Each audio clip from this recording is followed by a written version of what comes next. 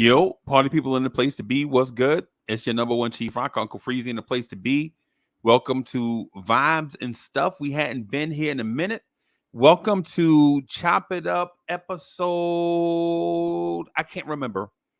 I can't remember what episode it is, but I do feel like this episode is very special, right? I have somebody on that I've been wanting to get on for a very long time, and this ISO thing where we can approach it like Derek Fisher and Kobe.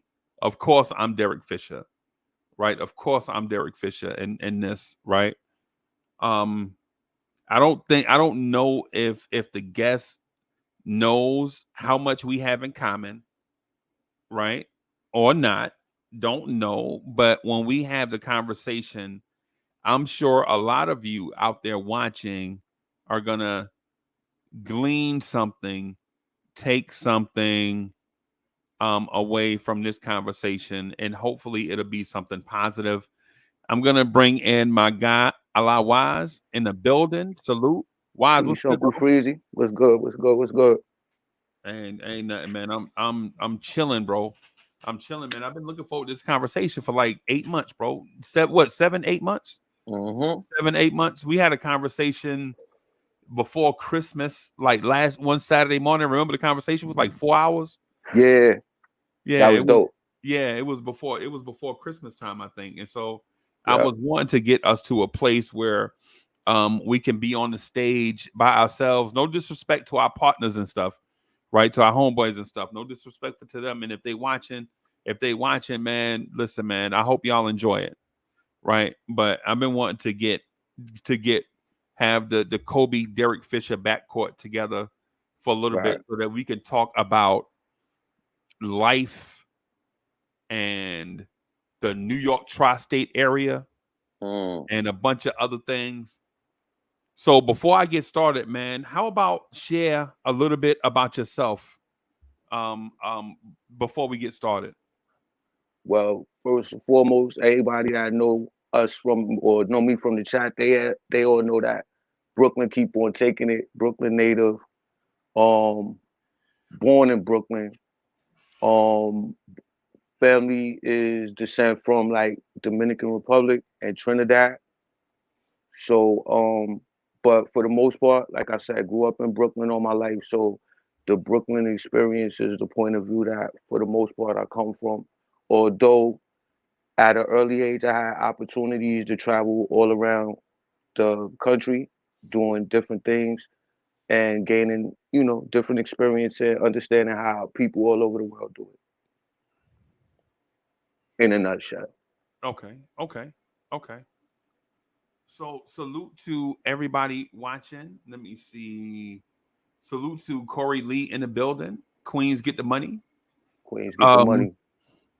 so a little bit of a background about myself. Um, I don't know if people realize this or not, but I grew up in the Greenville area, thereabout of Jersey City, New Jersey, up on the hill, Van Nostrand, Woodlawn, Armstrong, Stevens, up by Ocean Avenue. By we used to call it Jackson back in the day. It used to be named after Mahalia Jackson, but now it's named, or when I left, it was named Martin Luther King Boulevard. When the holiday came through, right? I was Yes. about 18, about 17 or 18 when the holiday became official. And so they named that street after that. Man, grew up seeing a lot of rough stuff in the community.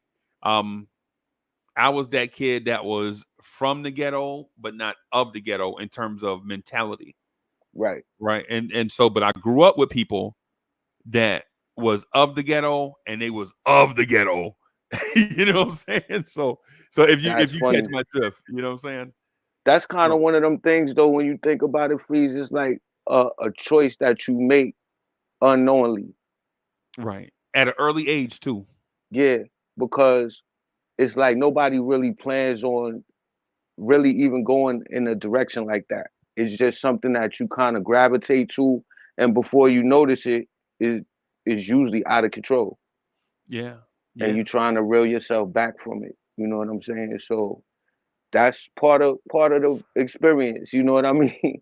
You got to Right, gain it though. The earlier you gain it, the more successful you'll be in life. Hopefully. right, right, right. No doubt. Is that for me? Thank you. Oh, it's hot. You want to be on camera? Hey, come here. Okay, Mrs. She do not play. Yo, you know what's funny though, Freeze? A lot of blocks that you mentioned is the same names as we got over here. Right? Yeah. Every area got the same. Every area got a Fulton. Like you got Fulton, you got No String, we Yep. got No String. Like Yep. a lot of blocks that you name, I'm like, it's Woodlawn, yes, Woodlawn. That's up in the Bronx. Roosevelt. You got your Roosevelt area. You ever look up them people names? Yeah. Yeah. Of course. Of course. I know a lot of them are Dutch. Mm-hmm. I know a lot of them are Dutch. Hudson. Yep. Yeah. We know. Yeah. Yeah. Yeah. Yeah. I know what Brooklyn come from. I know the origin. I know that's Dutch. I know the Bronx was actually Bronx Mm-hmm. before it was changed. When yeah, we learned all of that stuff, man. A long time ago, bro. I was the dude paying attention in school, bro. Yeah, me too. Me too. You know what I'm saying? I was So trying to see how much they was lying. yeah, man, I need to know this stuff, bro. You can't pull the wool over my eyes, bro. I need to know this stuff. But how much does let me ask you this in the grand scheme of things, how much does Brooklyn, New York mean to you? Well, to me, Brooklyn is everything because it helped me see who I was Right. as a man, first and foremost, and then as an overall person. Like I seen my fortitude and I seen how I could treat people, how people treat me just from being here. And then going outside, I had to adjust.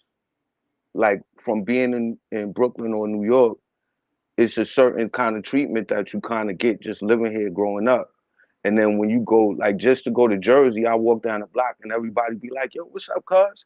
Yeah. I'm like, I don't know these people. Why they talking? You know what I'm Yeah. saying? But You as don't you get that start in to you don't get go that in out, Brooklyn, right? You don't get that nah, in Brooklyn, right? you don't get that.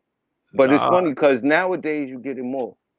Yeah. Nowadays it's more uh camaraderie, community, Right. but you got to be careful though. You got to be New York, you careful, don't bro. trust people like that, but other Nah. places they don't even have that type of intention. So it's different. You got to understand it's a big adjustment being from New York in general. How would you say? How would you? I'm gonna say this about Jersey City, and then it'll give you some because I'm gonna ask you the same thing about Brooklyn, right? In Jersey City, there was a deep religious belief system, community pride thing when I was growing up in Jersey City. Now, did it stay like that? No, gangs took over and things got away from that. But when I was a shorty, and when I say a shorty, man, I mean late 70s, Right. early 80s, there was like this sense of you had to be somewhere, like you had to be in church or in a mosque or in some type of belief system type thing because I think the older crowd felt like if you wasn't in something, the streets would eat you alive. That's And I very mean true. eat you alive, bro.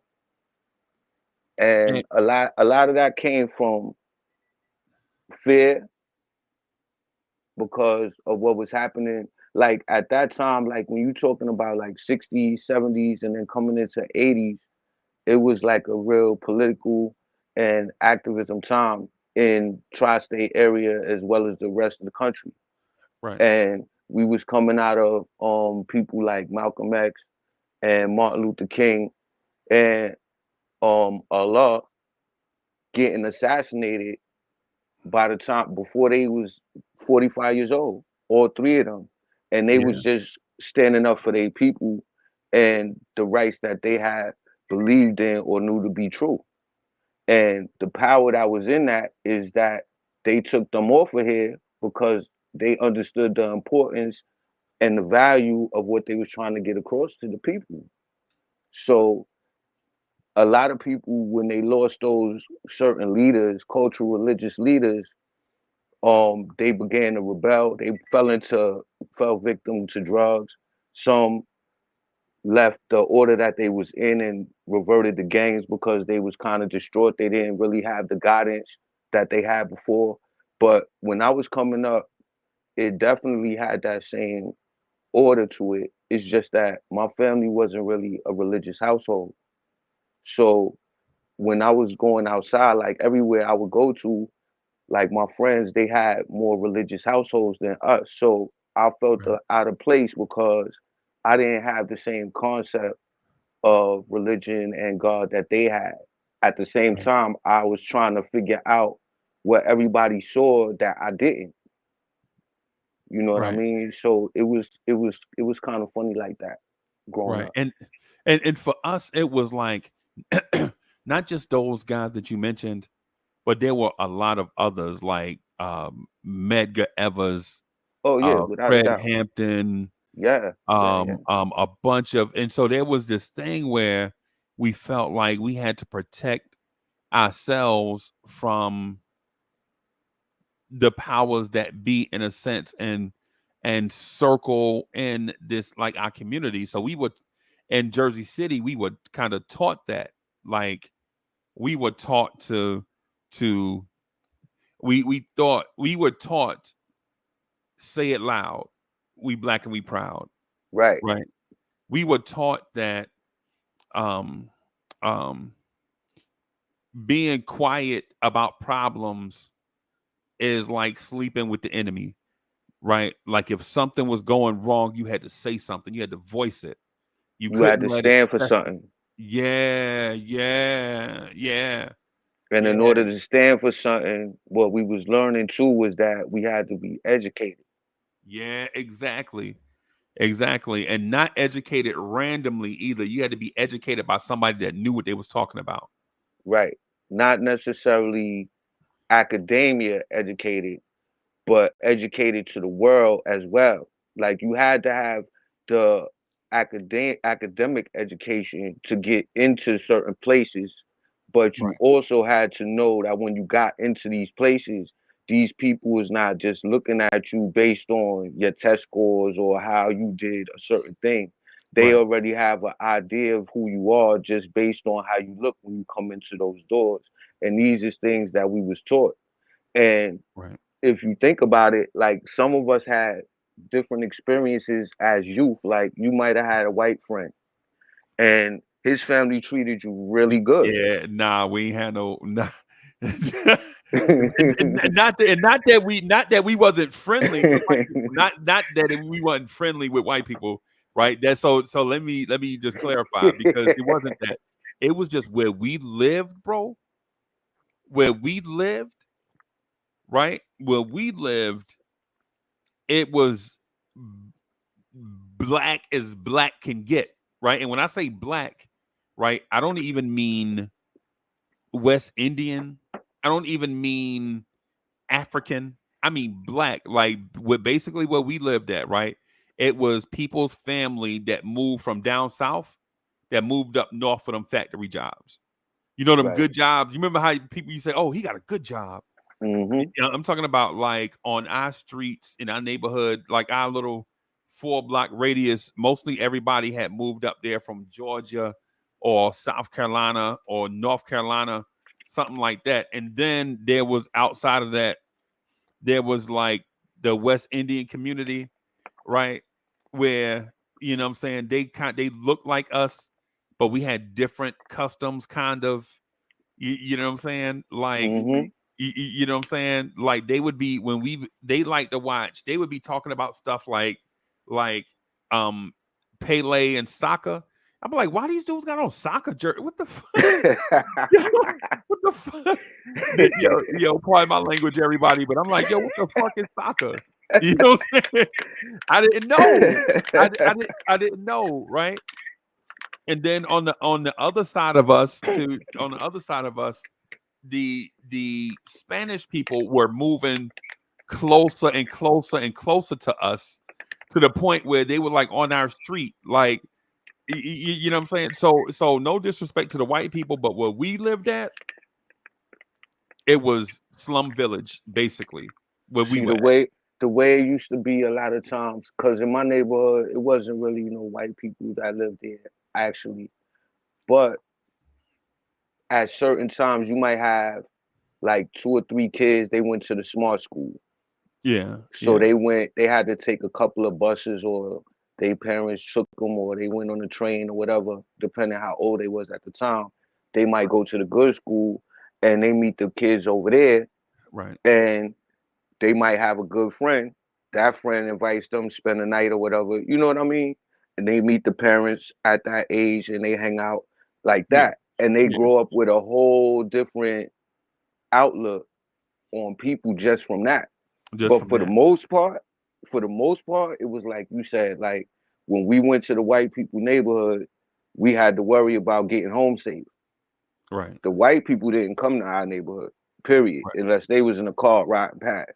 right, That's how right, it was then. Nowadays, when you look at it, it's like everything is so, what's the best word? Hunky dory. right. You would never believe that in the neighborhoods where we live at now, that type of tension physically even existed. But you could still feel it. The mentality is still in the air though. Right.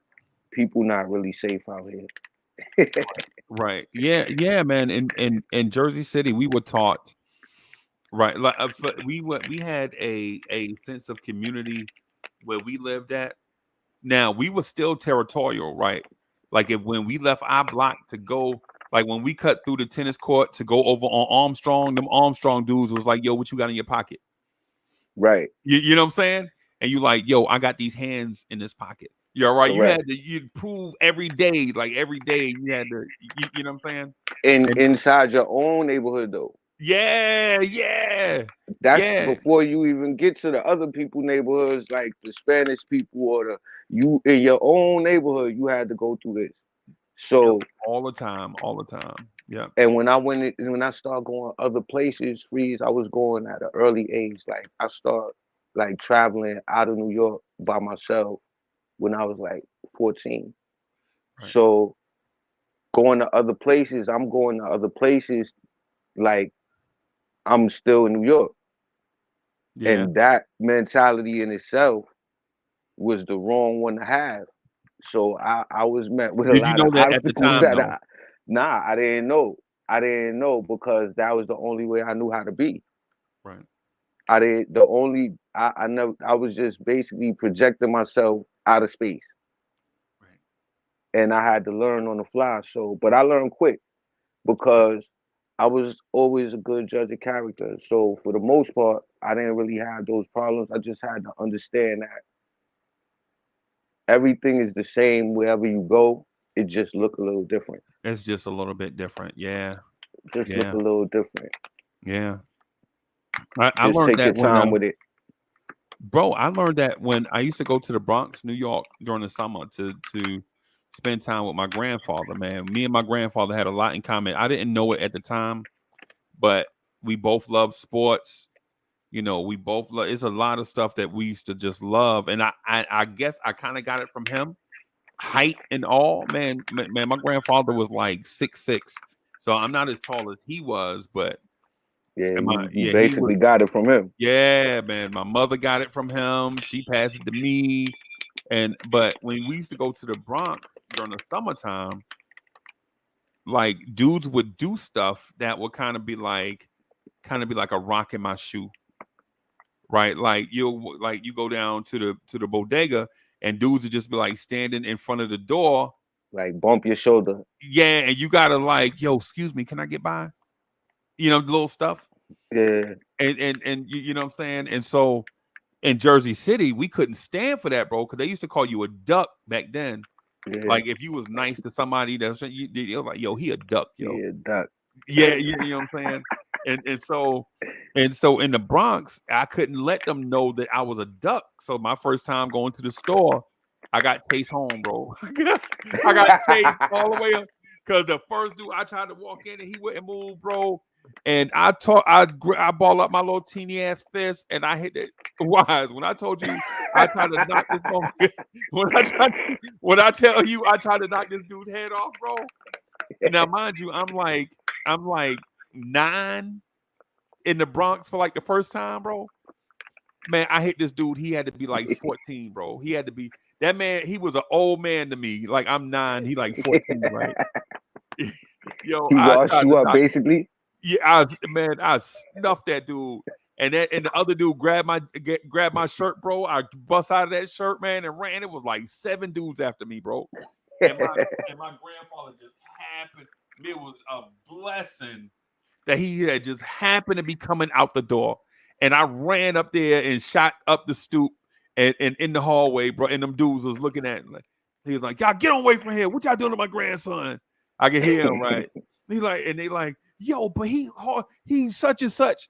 And man, yo, he kept me in the house for like 2 days, bro, on punishment. You ain't tell him what happened? Yeah, I told him what happened. I told him. You got punished? He was still mad at me, though. He was still mad at me. You know what I'm saying? Because he knew, yo, you can't do that and then think you're going to get away with it. You ain't going to never get away with it, right? You think these dudes going to forget in 2 days? Nah, of course not. But I mean, my grandfather would have been like, "Oh, y'all looking for him? Hold on." Yeah. Bring your ass back out here and handle this business. Don't be running to my house with this. Think about a little skin. Man, I was 9, so I had to be every bit of 58 pounds, 60 pounds. Yo, Freeze, when I was kid, that same size and probably about that age, this dude from around the corner, right? His name was Pappy, right? And I knew his brother. I used to be at his brother's house all the time. I knew his cousins, everything. But he was like a young stick-up kid. Right. And school just came. I had the gray Pumas with the blue stripe, with the blue fat laces, right? Smooth, bro. Smooth. First day of school, fresh, right?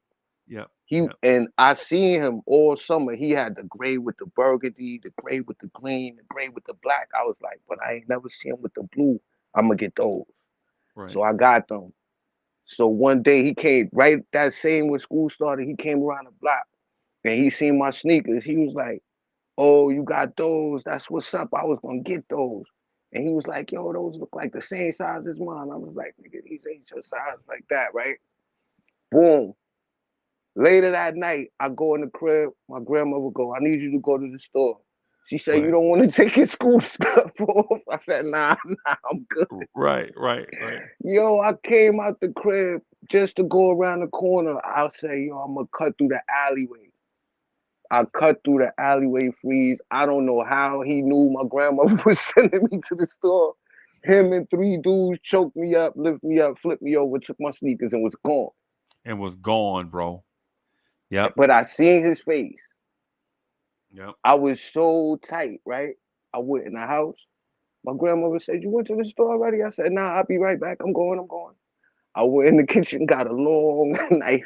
A butcher knife. Yeah. The long knife. Yeah, man. I went right to his house. His brother, man, came downstairs. He was like, "Yo, what's up?" I put the knife to his neck. I said, "I don't know where your brother at, but we gonna stand here just like this until he give me my sneakers back. Or else you gonna feel it." You gonna feel it, yeah. And they ran to somebody's house and came back with them sneakers. And ever since then, everywhere I went, that's how I was. Bro, it's crazy, right? Think about how old you are when you learn these life lessons, bro. Yo, I was like 9, 10 years old. Yeah. And ever since then, whenever I felt like a duck. I felt like a duck. Yeah. I was a duck that day. I couldn't if I would have let that ride. You wouldn't have, bro. You would have been coming home naked every day, bro. Every day. Man. But it was my pride though, because I knew him. He knew me. Like, how you gonna I was tight. Yeah. I was ready to kill that man that day. I was only like 10 years old. 9 or 10 years old. You learned these valuable lessons, bro. And so one of the things that I learned during that, like going to the Bronx every summer and then coming back to Jersey City was like when I got back to Jersey City, they looked at me like the New York kid. Like, you know what I'm saying? Mm. Yo, you was in the Bronx. I was like, yo, no lie, bro. They was like, yo, what was you doing over there? I was like, Mm. yo, they used to have, yo, I used to tell like the story. I was like, yo, when I was over there, they used to have these parties in the park, and the park used to be full, right? Mm. And he was like, "What kind of parties? What kind of when you nine, you naive. They like, did they have birthday cake? No, motherfucker, ain't nobody had no damn birthday cake. You know, when you little, Mm-hmm. you ask when you innocent, you ask innocent ass questions, right? You're like, yo, were they they was giving away quarter waters? Was they giving away candy? Like, nah, it was a different type of party, bro. Everybody Everybody was was like, just outside. They had yeah, music. everybody They was was talking on a dancing. microphone. Yeah. Like cats was just out there and they would just talk on a microphone and they'd be like, for real, they just let you talk what you say. I ain't never Yo, did it. I Free, was let watching me them. ask you something. You remember the first time you ever see somebody electric boogie outside in front of you? Yep. Did Yep. it look crazy? It looked incredible, right? It was the Puerto Rican dudes. Yeah, it looked incredible though, right? Yep. Yep. I'm Yep. talking about the first time I seen it. It was like the first time you see somebody break dancing and stuff like that outside. It was like you watched a karate movie, and as soon as you finished watching it, you went home and started practicing, And try to start do practicing. Yeah. it. It was incredible. It was incredible, bro. Like people don't even understand. Like when you looking at hip hop now, it's so manufactured. Like it's not organic no more. But back then, It's not New York no more. it was so incredible though when you like it was New York, but at the same time, it was like everybody that seen it had that same experience. Like it Right. was like addicting. Yep. Now it's not really like that. It's just a form Nah. of making money and supporting your family, which is good, A job. Yeah. Yeah. but it's not really the same essence no more. It's totally different. You know what? Hip hop had a major impression on me when I was young, right? When I was Yeah. young, because it wasn't just the music and it wasn't just the dancing. It was like hip hop is our way of life. It's like the way we talk, mad slick, you know what I'm saying? The way we dap each other up, the way we dress, the way we do all these different things, right? And then, but what it is when people hear me speak or have an experience with me, they don't know if I come from that or not. They were like, man, nah, this can't be real. This dude must have been. They think I'm Torre or somebody. You know that dude Torre, the dude with the big fro? Yeah. Yeah, they think I'm Torre or Used to be something. on Nah, BAT. yeah, nah, I'm not him. You know, I actually grew up in the middle of the bro, I remember early in the mornings listening to the end of Eddie Chiba and DJ Hollywood sets on the radio and thinking this hip hop thing is real, Yeah. right? And Right. everybody So was like, it ain't gonna last. it ain't gonna last. It ain't gonna last. But I knew it was gonna last. I didn't know in what form it was gonna last. Right? See, the Because reason why I knew it was gonna last is because as it was evolving, like I did graffiti, I did breakdance, like everybody DJ rapped at some time or another. right, But you could see that all forms of it was addictive. Like the people that wrote graffiti, they did it religiously. right, The people that breakdance after school, they went to the gym or wherever they went, they practiced. right. Rapping, same thing, everything, DJing, everything. It was a serious thing. Like, and it didn't, nobody was doing it for money. It was just a thing that It was a everybody was trying to thing, bro. be, and you had to be able, you had to do it. Like, Yeah, even if you wasn't good, you had to be a part of it. You had to go. Like, some dudes just came to hold the radio. yeah. You remember that? Like, they have dudes just carry linoleum. Yep. They put it down, they stand on the ends, everybody do their thing. One dude hold a radio, another dude hold a hat, they drop the money in, then you go to the next place. Yep. So it was a thing like you could, if you was inside it, you could see it. But if you was on the outside, it just looked like it ain't nothing. They just over there. You know what I'm saying? But being from the inside, it was the thing about hip hop to me is that it was something like you know how when you go to church or something like that, it's the older people doing it. Like Right. the older people make you do it. Is if you young or you follow the older people. But with hip hop, it was totally reversed. It was generated, founded, and manifest by the youth to the youth. Right. Right. No doubt. And that was the difference. Like older people couldn't control it. Right. And being that they didn't have they didn't found it or they didn't, distill it to us, they just was like, that can't be anything. Right. That's the way I saw it. But as youth, it was perplexing to us. It was like something, it was like a Rubik's Cube. You had to keep doing it so you could get it. Yeah. Yeah. Yeah. And, yo, the Rubik's cube reference is spot on. Ironically, the Rubik's cube came out around the same time. Hmm. You did that, Simon Says, right? Right. And then they had the round one too. They start Yeah. having all different variations of it. So, and you look at that and you see how hip hop just kept adding more squares and more squares and more layers and more layers and more layers. But after a while, it ain't nothing new under the sun. So you're Right. gonna have to start recycling. So that's where we at with it now. But Yeah. Yeah. And so just like everything else, things have to get rediscovered, right? right, People will rediscover it, and in their rediscovery, it seems like uncharted territory to them, to them, right? But sometimes, yeah, even for us in the early days of hip hop, when DJs were playing the instrumental versions of disco songs, right? We were rediscovering things that had already like Apache, right? Apache wasn't a new song, but it's a hip hop staple.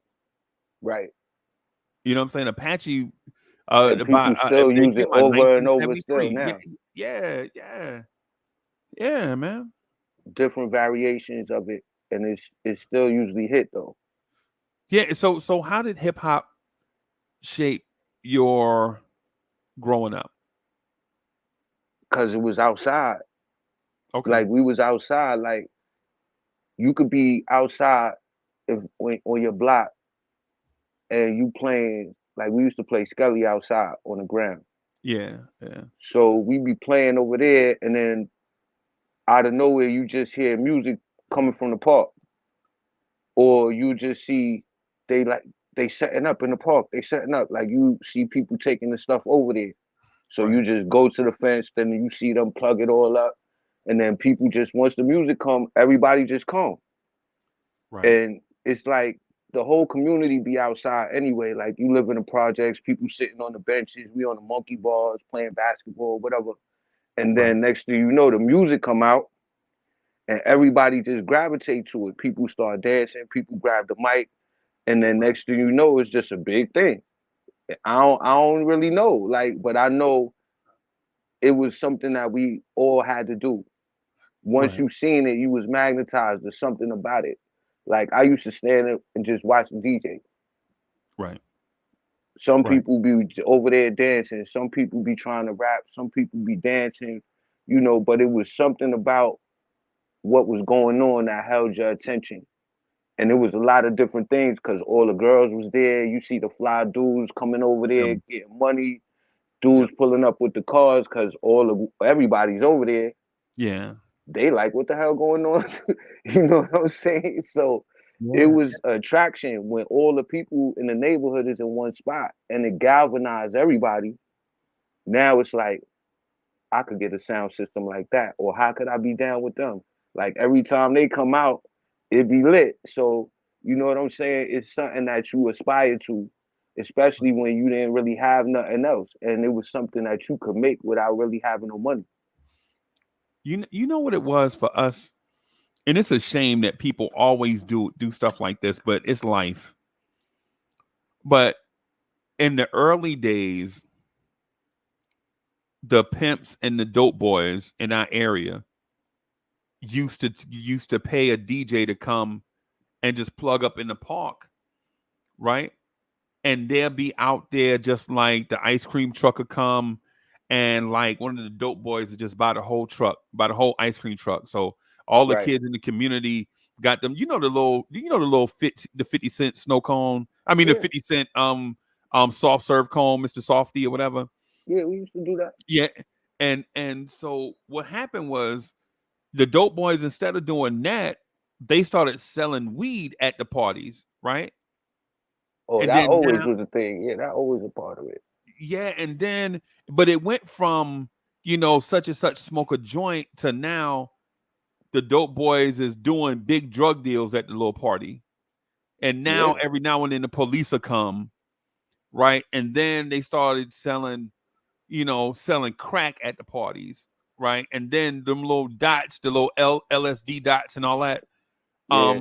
and all of that stuff at the point. And before you, Masculine and all that.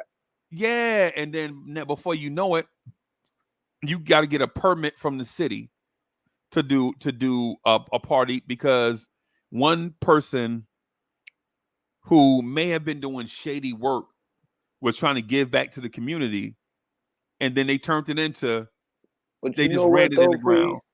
As much as I hear people say that, it was that old that under that dark side of the game always was there though. Yep. Like even if you think back, if you look at the movie Wild Style, right? Right. Right. You see when they was at the club, right? Yeah. It was a whole bunch of different transactions being made at that club Yeah. in the movie.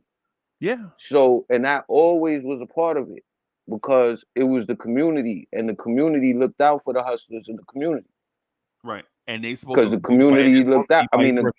and they looked out back. They looked out back. So, it was just an unwritten thing. Like, it Right. always is hand in hand. And if you really notice, like, a lot of those dudes that was doing shady business in the community had a lot of the first labels too. Yeah. Yeah. Yeah. They Because they was, had to find a way to keep the man up there. Yeah. hmm Yeah. Yeah. One of the things though, where we were at, and it happened in the Bronx too, but where we were at, our community wouldn't let stuff get out of control. Somebody used to go talk to because the dope boys were always young dudes, like 15, 16, 17, 18 years old, right? Like they young, even though right. they had power, they were young. And so people had to talk to them like, hey man, when Miss Bertha be coming down the street, man, y'all put that weed up, man. Help that lady get her groceries up the step.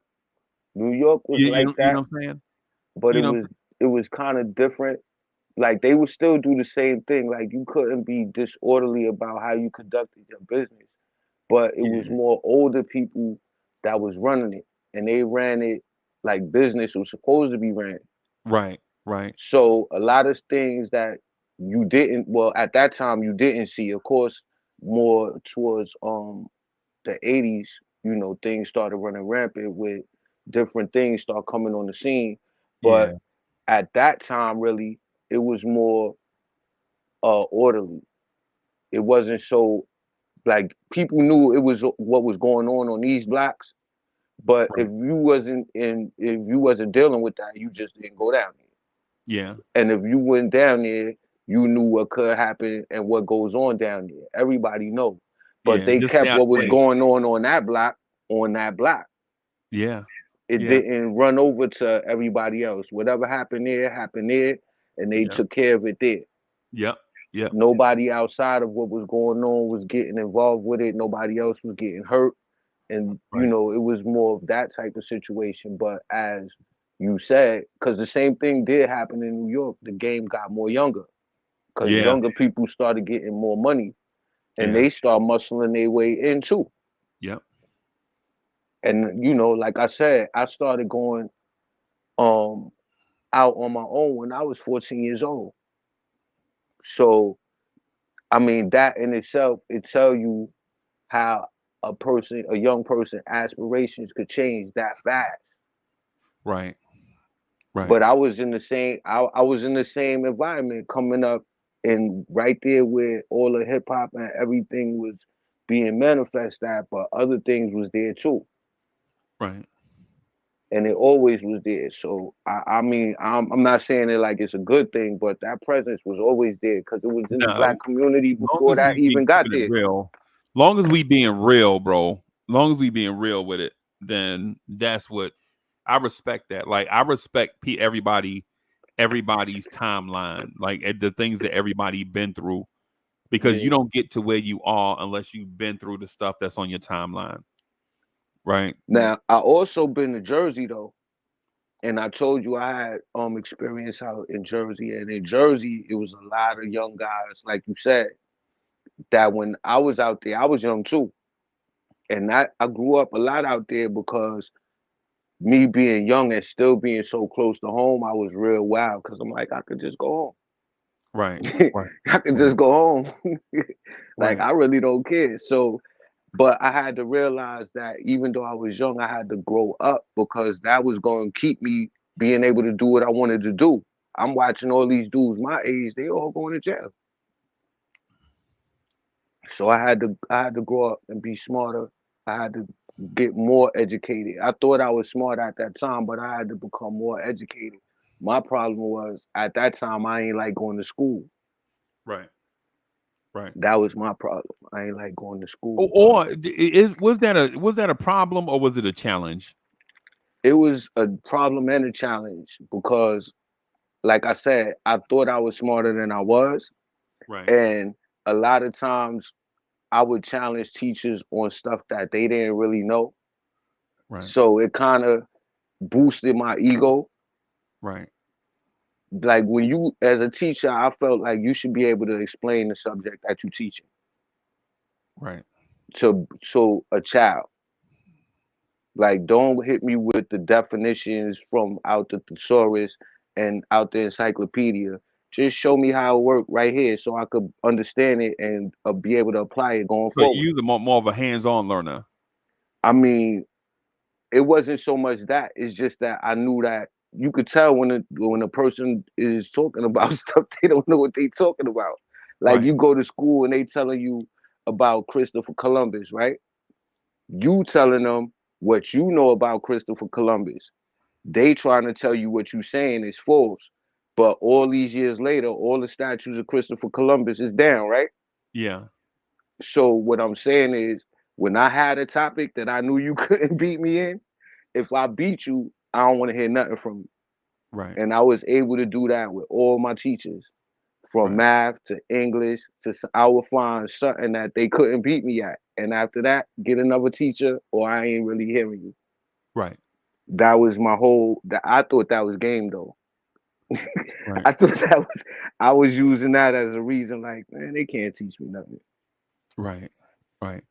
When I was at that age, bro, when I was at that 14-year-old age, I was in the mindset of I want to get the fuck out of here. Right. I want to bro. When I was 14, you couldn't tell me that I couldn't be the president of the United States. Oh shit. Right. And or you couldn't tell me that I couldn't go to these fancy schools that other kids were going to.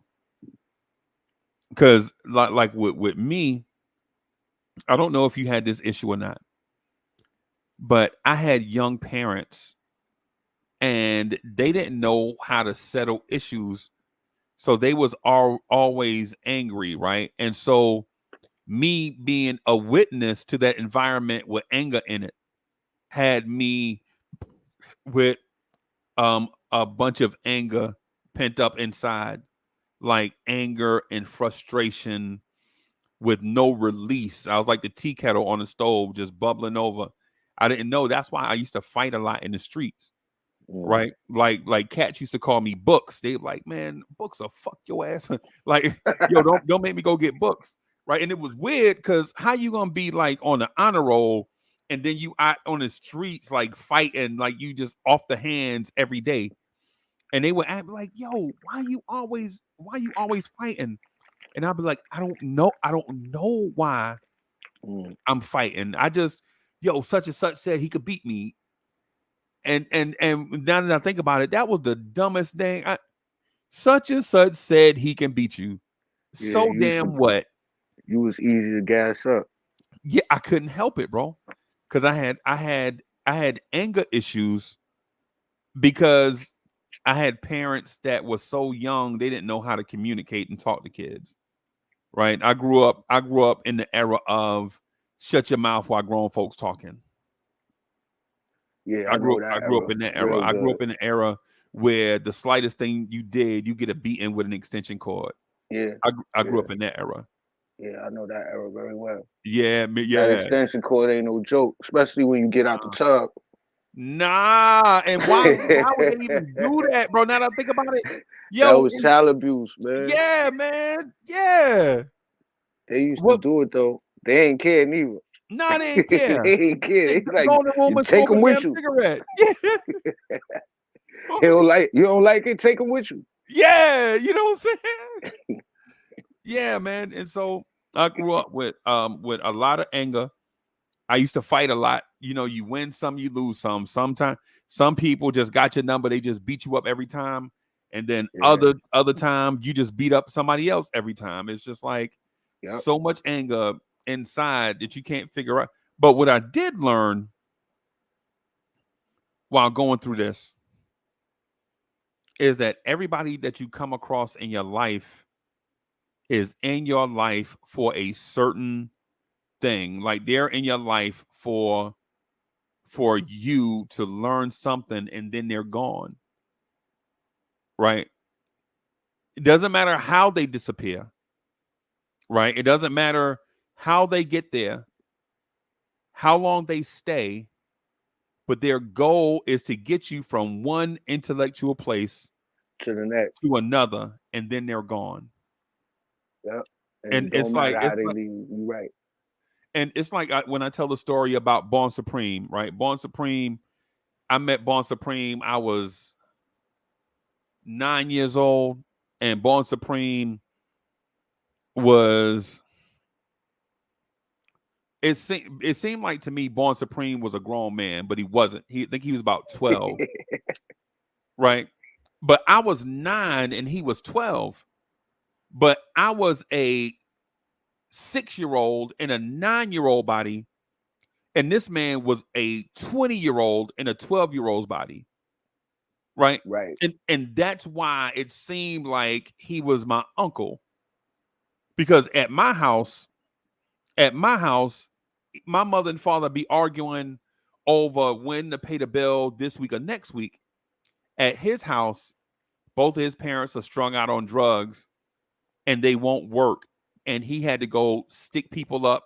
He used to have to go down to the square and stick people up just to eat and come home. And when he brought food home or money home, they would take it from him and go smoke up the money. Yeah. Right. This is what he dealing with as a 12-year-old, right? Like his parents legit just had issues. And I'm not faulting his parents and I'm not outing his parents, right?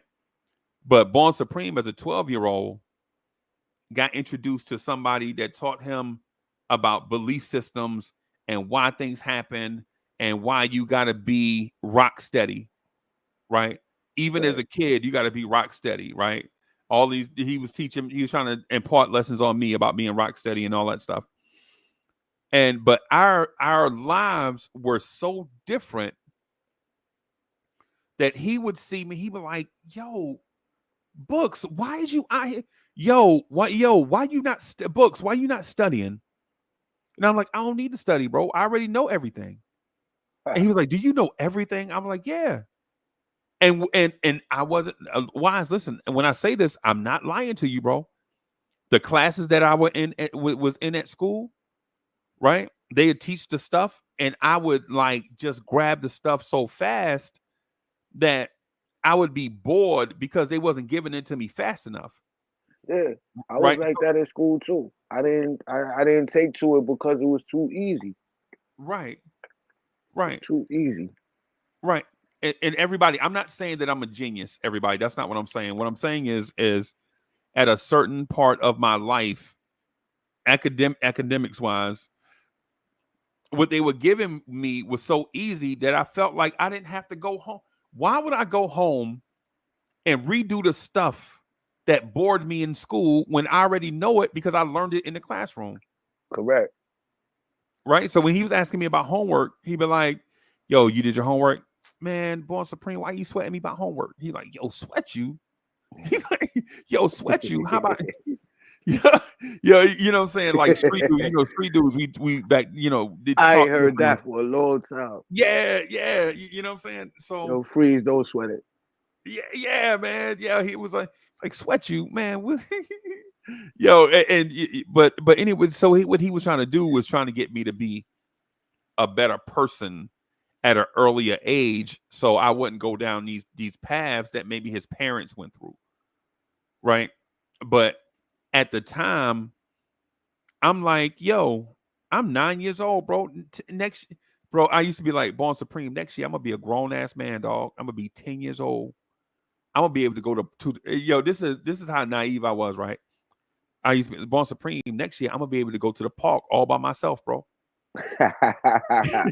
You could go Yo, to the big park, right? yeah, I'll be one of the big boys, right? Yeah, you know what I'm saying? And think about it, and Born Supreme, a 12-year-old who's an adolescent, not even a teenager, is taking care of two people at home with life-threatening addictions, right? And he is risking his life every day, robbing people, and just so that he can eat, and Yeah, so that his parents can eat. And yeah. it never dawned on me what was going on at that early age. And it just And lets you know, like, what kids go through at such a early back then, what kids go through at such an early age. it's weird because to hear you talk about him having um the so-called a so-called blueprint, but he was still stuck where he was at because of how old he was. Right, Like he had studies of a grown man, but he right. was still in a young boy body. Yep. So although he had knew those lessons, he didn't really get an opportunity to live them out yet because he wasn't Nah, old enough. because he wasn't So old enough, bro. so he's trying to impart it on you, and you even younger. So you still not even seeing it, but you still see the impact that he had all these years later of just knowing now Yep. clearly what he was trying to show you. Yep. You know what And, I and mean? and you know what the thing was? The thing about that is everything that he learned in life, right? He could talk to me about it, and I could recite it back to him the same day at Yeah. 9. At 9 years old, whatever it is, whatever he said, like whatever he said, he'd be like, yo, the lesson for the day is take care of the stuff that you blessed with because blessings are uneven. He'll say something like that. He'll be like, yo, what did I just say? I'll be like, yo, take care of everything you got because you're not guaranteed to have these things from to the next. Right. So he'd be like, yo, you 9 years old. I'm like, yo, but I'm almost 10, son. I'm almost 10. Yo, I You know what I'm remember saying? them days when I was first learning freeze. It was kind of like that, but the keys that got me was just learning simple mathematics. Like what got me started, my pops used to teach me how. He was like, you go to school and they teach you how to count to 10. He said, why I teach you how to count to 9? I said, I don't Mhm. know. He said, because what's the number you start with? I said, 1. One, yeah. He said, but you go to 9. When you put 1 and 9 together, what you get? He said, you get 10. You get 10, yeah.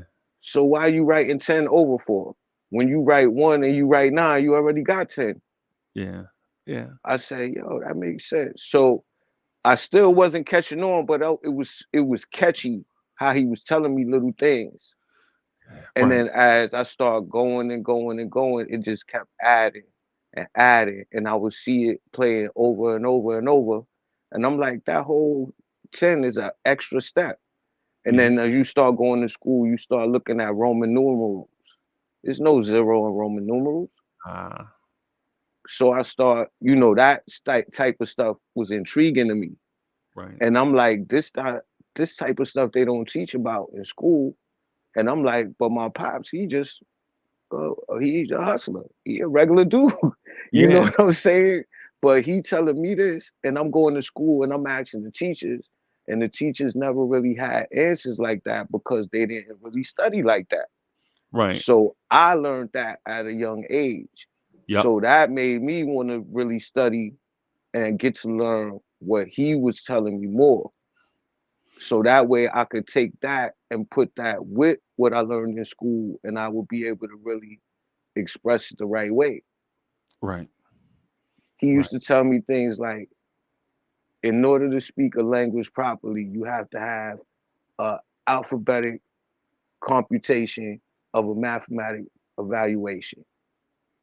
And I Okay. used to be like, huh? Right. Yeah. Like, yeah. Yeah. He'd be like, you worried about one, two, three, but you need to be worried about X, Y, Z. He said, X is what you don't know, Y is the question, and Z is the method. Right. And I'm like, all right, man, could I go outside? But I would Right. go outside and it would be ringing in my head for years, Freeze. Right. Like Right. X, Y, Z. Like, what am I? I didn't really get it. And Right. then as you going on through math, you start to learn algebra is really just word problems with words missing. Right. Right. And I'm like, yo, he was teaching me algebra a long time ago. And Right. I was learning how to functionally use it in real life and Right. understanding that, yo, it's math in everything that we doing. So if you could add and subtract and come up with right and exact answers, if you could figure out the numbers to life, you could be successful in whatever your undertaking is. Right.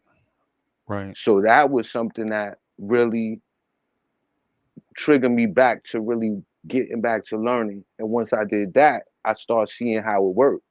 Let me ask you a question about that.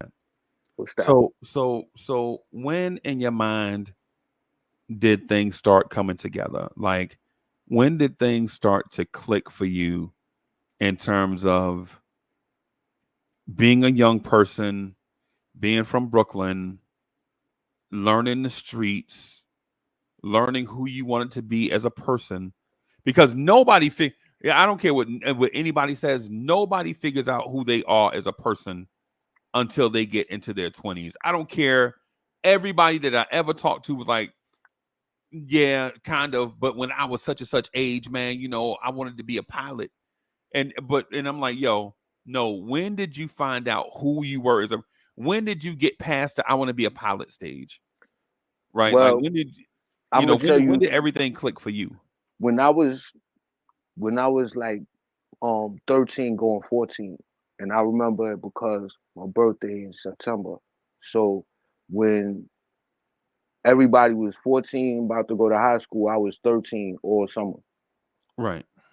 So um I had played junior high school basketball, and I had a scholarship offer to go play at this school in Long Island called St. Agnes. Now, I was living in Brooklyn at the time, but my school was in Queens.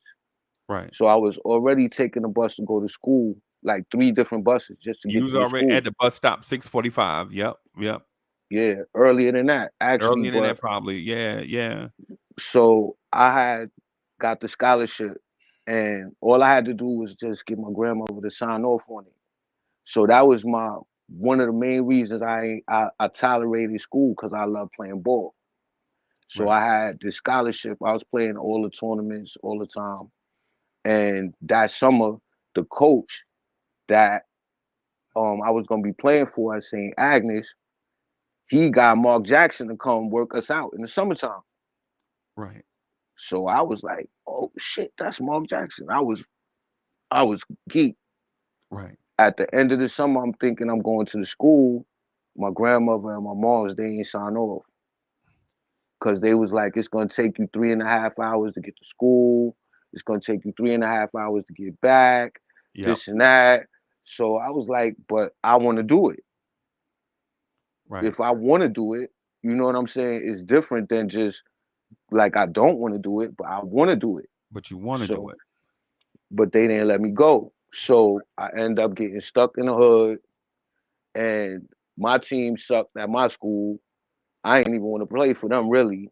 Right. And I was like, well, I'm gonna transfer next year and I'm gonna do this and I'm gonna do that, but that never happened. And in the midst of that, that's where things kind of went left for me as far as going out into the street doing a whole bunch of Let me different let me ask things. you this. Let me ask you this. And if I'm being too intrusive, just pardon me on it because I'm not trying to be intrusive. I just wanna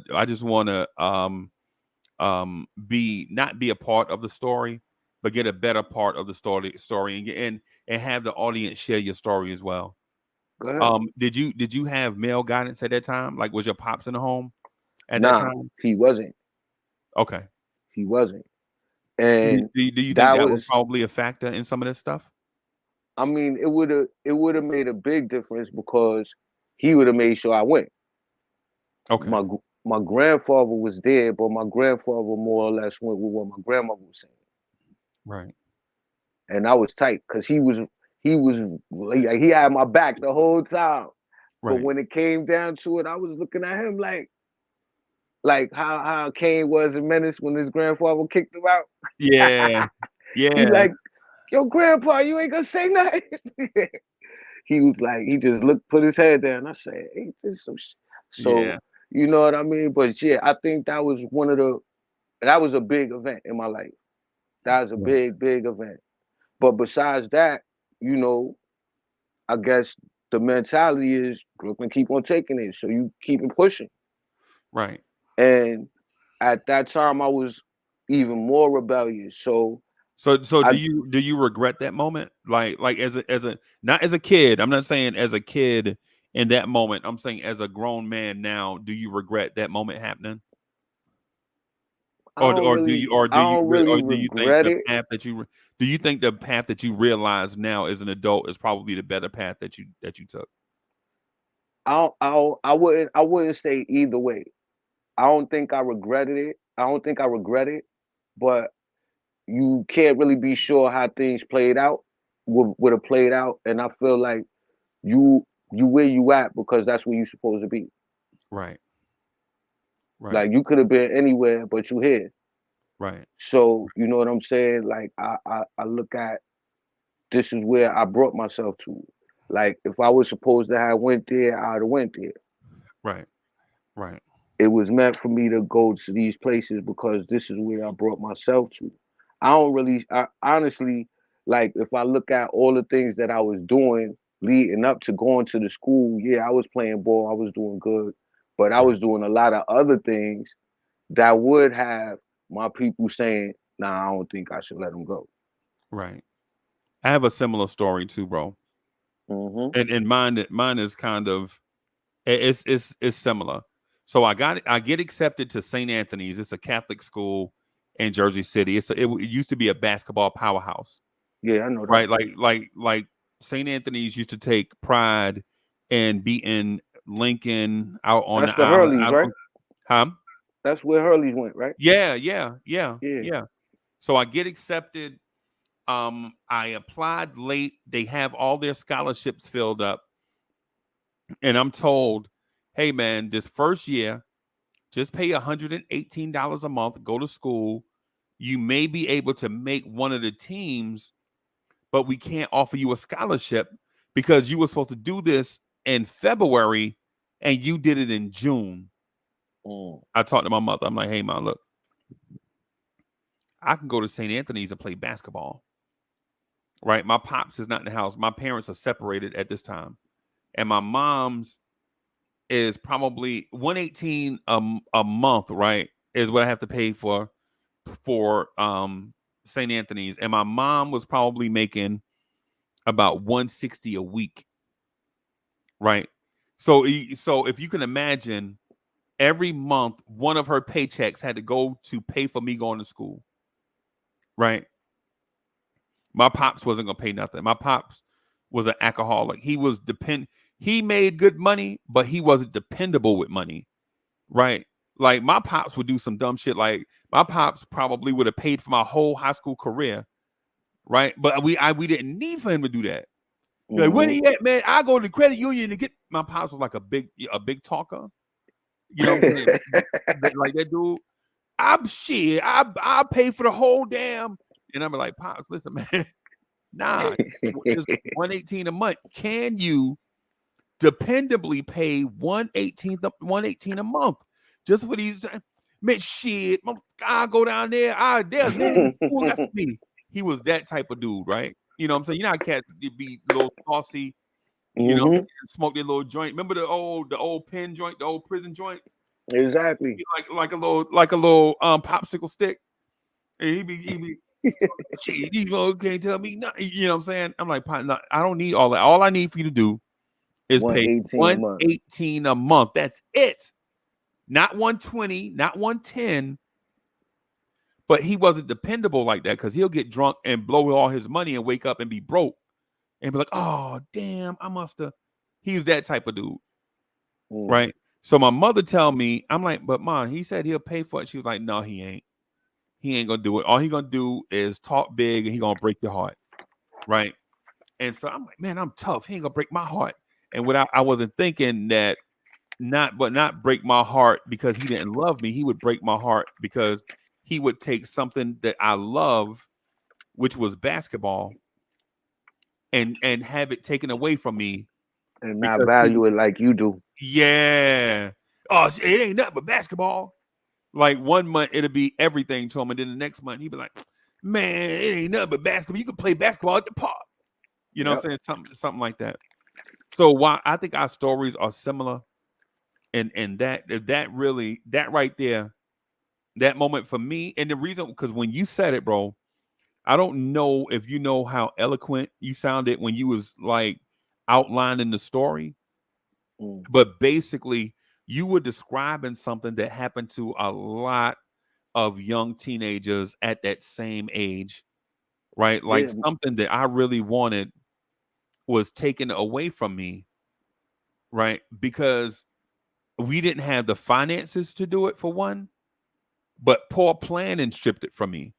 Because if my mom would have just did the stuff in February, this would not have even been an issue. But since it's June and my pops got the money, right? We can't depend on him paying 118 a month, because if my mom paid that 118 and my pops don't pay her back, our lights might get cut off. Yep. You know what I'm saying? You see how the whole scenario is dysfunctional? Exactly. That's what I'm saying. So, I mean, when I listen to how you break it down, it's like our families had a lot of dysfunction, even with a lot of love. But yeah, but my mother didn't do it on purpose. She just didn't see the value in it. And at the same time, she like, I gotta make sure that I got this to make sure I gotta take care of my kids. Yep. Yeah. And you know that's how a woman gonna think first. She thinking about the whole house. Yep. Like, it ain't just this one boy sitting here. I got all these kids, so I gotta make sure everything is taken care of, because I don't know where they dad gonna be at with this money. Bro, when I tell you she was making 160 a week, bro, that was nothing, bro. That was nothing. But you gotta think, back then minimum wage might have been like what, $3? It was, bro. It was when me and her were talking. We talked about this maybe a couple of years ago, bro. Minimum wage was $265. Yeah, man. And the union got them up to $280. You see, right? So 160 wasn't bad. Yeah, bro. Yeah, for the time. After taxes, 160. Yeah, after taxes, 160, bro. Yeah, but at the same time, you got to think about your rent was probably 350, 375, right? Damn, rent 350. I can't even, man. Bro, this was them days, bro. Like, this was them days, bro. Like rent was like 350, 375. We wasn't on food stamps, no public assistance. My mom took pride in that. She was like, "Yo, I'm gonna take care of y'all myself." My mom, Mm-hmm. she could have got food stamps. She could have got public assistance, but she didn't. She chose not to. She took pride in doing it on her own. Soul Taking Fingers in the care of building. business. Salute. And so when I think back on it, that was not really the financial move to make. The financial move to make would have been get that public assistance or put my father on child support and have them garnish his check to make sure that we was taken care of. But she didn't do that. She didn't do either, right? Mm-hmm. Because she had pride, but pride led us to eating a lot of scrambled egg sandwiches for dinner, bro. Hey man, she taught you how to do it out even when you got it. The thugging it, bro. Thugging it, bro. And so that It, pride, that that she instilled, like she showed us every day. I kind of show that with y'all. That's why I speak to y'all the way that I speak to y'all. Like I speak to y'all like like I speak to y'all in terms where y'all know that I'm stern, but I absolutely care about y'all. I absolutely give a shit about y'all. Like I don't ever ask you for anything, or for the people that's in our circle, I never ask them for anything. But the main thing I'd be wanting everybody in our circle to know is that even in our surroundings, and we all live in different places and spaces and see many faces and all this stuff, that even though we're in a certain environment, for y'all to know that there are people out here on the planet that absolutely care about y'all as y'all go about y'all daily life. It means something when you go through your daily life and you know people love you for no other reason but that you're here. yeah, It make you that's a think good about life thing. differently, especially if you grew up a certain way. Hell yeah.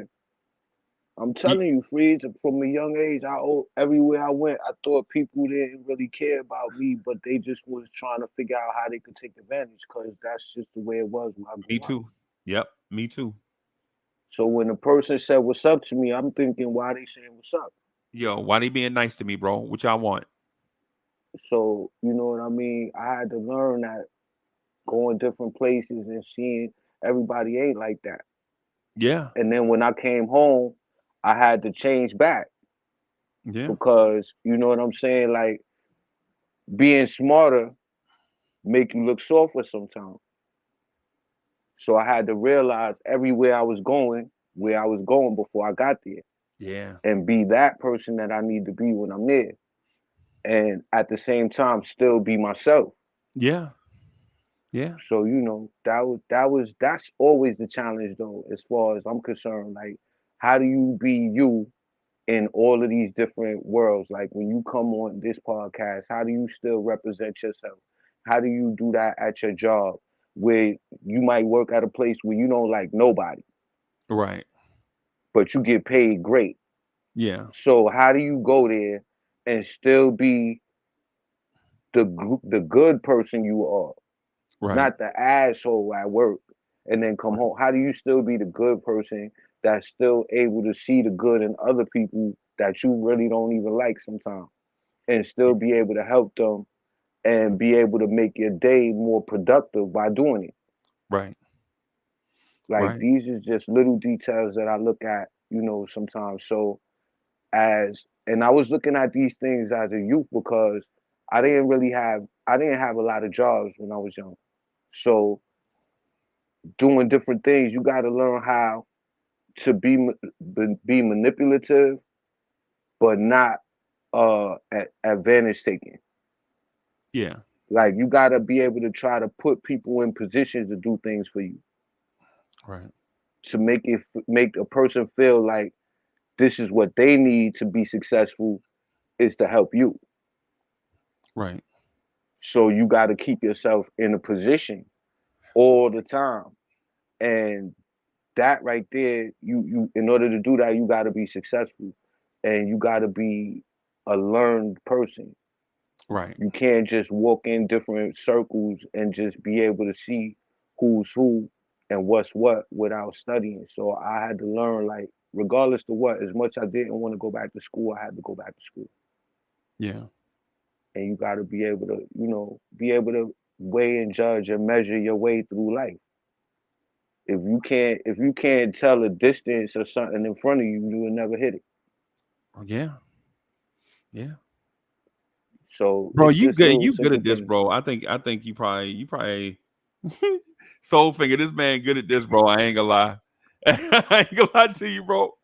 Yo, my man, Allah Wise, man. It's like you good at Soul this public Figure is my speaking thing. brother. I practice sparring with Soul Figure. You know he got all the cliches, so I gotta practice throwing them back. Cliche king, bro. He the He cliche got king. them all, man. He got them Yeah. all. He the best Yeah, that ever did. he got them all, bro.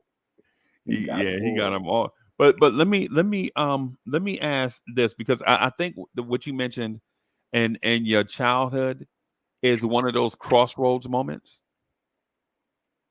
And when I heard your story, because I wound up going to Dickinson High and playing basketball anyway, right? So I wound up going to Dickinson, um, um, in Jersey City, and still wind up playing against Marist and Lincoln and Snyder and Ferris and Academic. So I wound up playing basketball anyway, right? But it wasn't St. Anthony's, right? St. Anthony, my man, yo, my one of my friends, one of my he probably don't even remember who we are, but Raphael Addison, he wound up going to Syracuse. Yeah, yeah. I David, know Raphael Addison. yeah, Jersey City, bro. David Rivers, he used to be on the street with us and Demetrius and Keith. And a lot of us, man, he wound up going to Notre Dame, bro. Wound up getting drafted by the Lakers. You know what Okay. I'm saying? And so when I look back on it, I'm thinking, was I as talented as those guys? I'm not for sure, right? But I do know the path that I took is the one that was right for me, right? Because sometimes you take a path, and sometimes you're forced onto a path, right? And either way, you got to keep moving, right? Like um, I have friends that had to be slowed down from themselves. Let me put it that way. Like I had friends that were on certain paths and they had to be slowed down through correctional facilities and such. Right? I ain't gonna say their names. It ain't none of nobody business. Why they got there, how long they were there, none of that stuff. But some of them had to be slowed down, right? Right. Right. And so on the other side of that moment, they came out better people, right? Like they legit got slowed all the way down from harming themselves or somebody else. And then Hmm. on the other side of that, they come out as better people, whether they come out religious, whether they come out physically fit, whether they come out with social skills that they didn't have before, or whatever, whether it's their education improved, right? One of my friends legit earned a degree while he was slowed down, right? Right. And he went in as a high school dropout, Yep. right? But his family was a church family and they legit visit him all the time, pray, all this stuff, right? And not saying that he was that because he wasn't, right? He took a different path. I'm not gonna tell his story. One day when he get on here, he'll tell his own story. But he came out as a different person. He came out physically fit, ripped up and shredded, right? Ripped up and shredded, right? Didn't think about, we used to eat hot. Man, we didn't think nothing about nutrition, bro. But Right. that man legit physically fit, shredded, with a degree, right? Social skills, right? He could have a conversation without all that yelling. And Hmm. and while before he went in, both of us was quick to anger. Like if he said something I ain't like, me and him was gonna argue, bro. We wouldn't fist fight Right. because we were friends, right? Like brothers. But we would get so damn close, we'd be yelling to the top of our damn. screaming to the top of our damn lungs, be on the verge, and then one of us would just walk away over nonsense. Over nonsense. And DSJ, over who's the best MC, Biggie, Jay-Z, or yeah, not? you read my mind, bro. You read my mind, bro. I was just about to say, me and him argued over Houdini and Run DMC, bro. Screaming in the middle of the street to the top of our lungs, bro. You know what I'm saying? Immature. But he came out. He came like when I saw him after that. I think we might have been. So this happened to him. He was about 17. I saw him again. We were about 30. So he got out before he was 30, right? But I didn't see him because I had moved away, right? And then when I revisited, this is like what, 2000, something like that. This is like 2000 that I saw him. And we saw each other. The first thing, guess what the first thing we did when we saw each other? Start arguing again. Arguing over Run DMC and Houdini, bro. Right. But we didn't argue like that. We argued as mature, like you don't have to yell and scream to get your point across. Right. You can know when to walk away, know when to back away from a thing. But he had his own businesses, and he did this thing that I always admired. He read books, right? And I was always remember how I told you that they couldn't tell me nothing because I could learn it in like the first such and such minutes? Yeah. They used to call you books.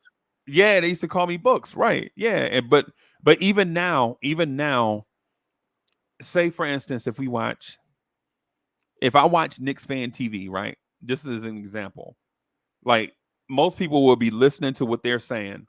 What I'm looking at is all their technology on the screen to see if I can learn it that day. Right? I'm gonna legit see if I can learn how to do that. I'm like, dang, that's dope. I'm gonna try to learn that. Right? That's one of my that's like how you have a I think your superpower is relativity. Like people can relate to you on whatever level. Right. People can relate to you. They feel comfortable talking to you. You easy to talk to. And I don't know if you know that or not, but that's what a lot of people say about you. And you know that's what your reputation is. Like your reputation is what people say about you, not what you say about yourself. Right? I take it. Yeah. And so that's how I see myself. Yeah. Yeah, man. Yeah, man. But yeah, that man, he actually read books and he would talk to me about books like Grapes of Wrath, like War and Peace. Like he is like one of the only humans that I know that read War and Peace multiple times and understand it. Right? People say, yeah, man, I read War and Peace. They read one chapter and they can't get through the rest because it's a mind twister. It downloads too much information at one time. War and Peace does. Yeah, right? I didn't get through it myself. Yeah, man, it's tough, bro. Tough. But I met him and he's a better person after the fact than he was before the fact. And he told me that much. Whereas I got slowed down because I was in a car accident and I broke my hip socket, bruised up some spinal stuff, broke my leg, and I think I broke my leg. My leg was broken in like 20 something places, and they had to take rods. They had to put rods in your joint. Yeah, they had to put one big rod. It's still in my leg, bro. They had to put rods in my leg in order to line the bones back up so they can heal. Yeah. And you so had to go to therapy and all that, right? Yeah, man. Yeah, man. I was 20 years. I was 20 years old, bro. I was 20 years old, and I got slowed down because I think I was moving too fast. I think God thought I was moving too fast, and He needed to slow me down, and that's how I got slowed down. Do you have a slow down story? Like, did you get married? Did you get married early, and your wife was like, "No"? Nah, I got a lot of slow down stories. I was incarcerated. I got shot. and it still didn't slow me down. Oh wow. It slowed me Wow. down for a minute, Right. but Right. I got right back on the bike. So at the end of the day, my slowdown moment was that I just came to the realization that I'm too smart to be doing this. Right. Right. It Right. was just one day. Like it ain't take a whole lot of meditation and nothing. I just decided one day I ain't doing certain things no more. I'm gonna do it like this.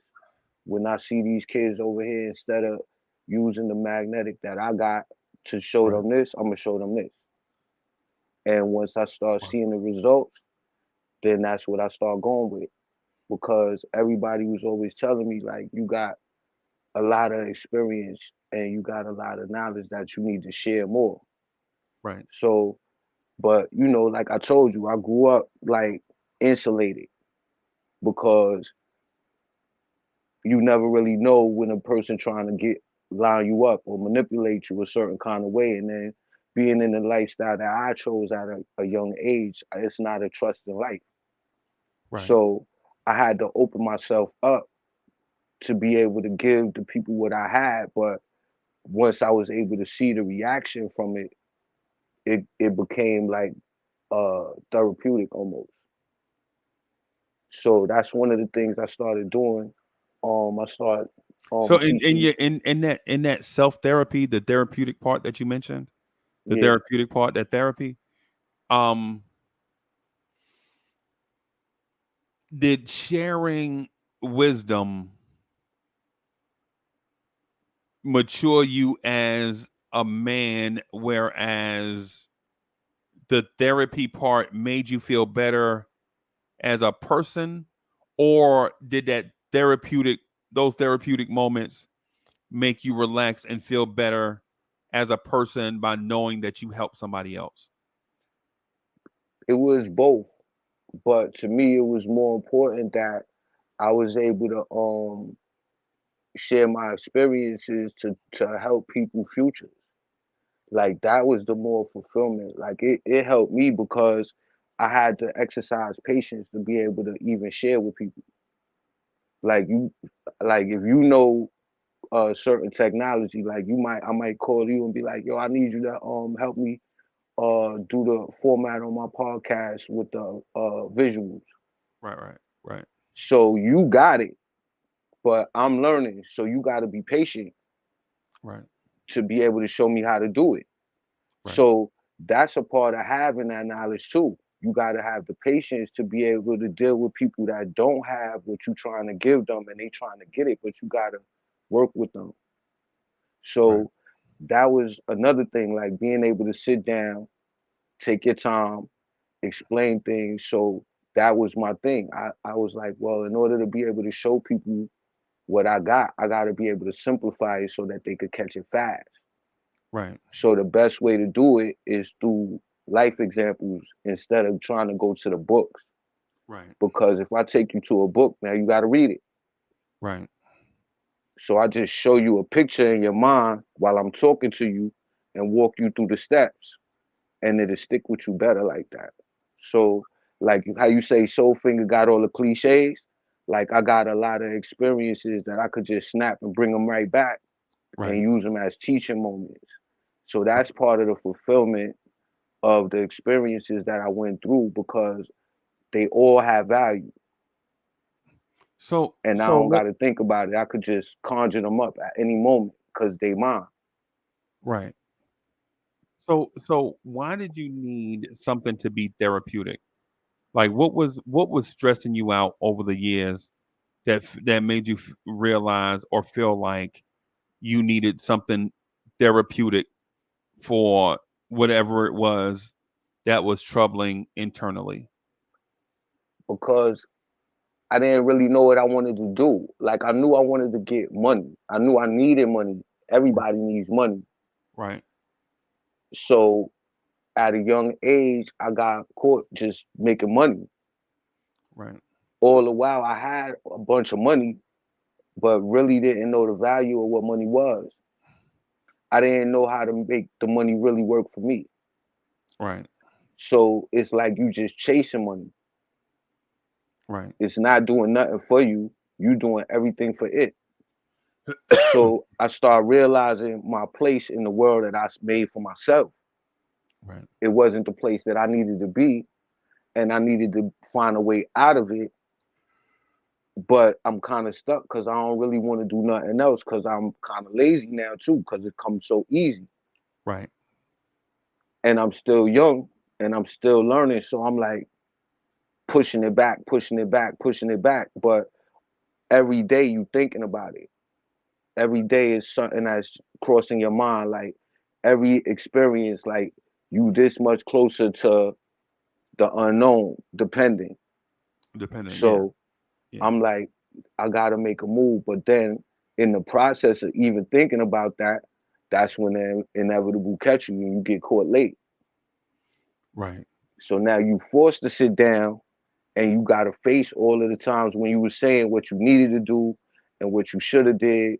So you sit there, you do what you gotta do, and prepare yourself for when the time comes and you get your next shot. And when you come home, you just gotta make the best of it. And you You got to gotta make be the best true of to yourself. That's it. the first thing. And that's more not to jump in like that, but sometimes you just gotta the therapy is more to just get yourself to relax. Make sure that you always on point. Stay your best self at all times. And if you know who your best self is, what it takes to be that all the time. So how difficult was it for you to find out who you really were as a person? Is incredibly difficult because I mean it first of all you gotta figure out if the foundation that you even standing on is right. Right. Like you could think you're somebody your whole life, and right before you die, realize that's not who you are. Right. So Right. hopefully you could figure it out ahead of time. But it was a lot of questioning I had because, like I told you earlier, I didn't really have a religious belief, Okay. so I never even really had an idea of who I was in this world to begin with. I'm just trying to make the best of where I'm at. Right. Right. And all of the religious beliefs that people was trying to impress on me, I would ask them questions that would always get me in trouble. Right. Like they would say certain stuff like you just gotta believe. And I'm like, that's the same thing you said about Santa Claus. And they'd be Right. like, Psh. You get the back smack quick. You know, yeah, and then So everybody, and then let me dispel this thing for everybody. Y'all stop talking about y'all out here going to shop on December 25th, buying stuff for Santa Claus, and Santa Claus is a marketing thing made up by Coca-Cola. People don't know that. yeah, The man. reason why y'all like red and green and during the holidays is because the red was the color of Coca-Cola. They took three different things, merged them together, and made a mythical person so that people can start drinking Coca-Cola all year around as opposed to just during the summertime. Yep. Right? And Because Coca-Cola really had Coke in it at one yeah, time. yeah, man. Yeah, we gotta stop. We gotta stop some of this stuff, man. Like we gotta stop with some of these myths, man. We spread myths and things of that sort instead of the one thing we should spread is the one thing that we don't. And I think everybody What's already that? know love. It's the Brooklyn way. Yeah. Yeah, that's the thing we should be spreading is love, right? But real quick, because I think we got like 20 minutes left before I have to clip it, right? Um, how do you right now, what tools do you use right now, or do you use tools right now to improve on yourself daily? And how would you educate and help others improve themselves daily? Well, what I used to do, I used to read all the time too, Freeze. Like I told you, I didn't like going to school, but I used to just read and get as much as I Right. could based on what I was trying to do.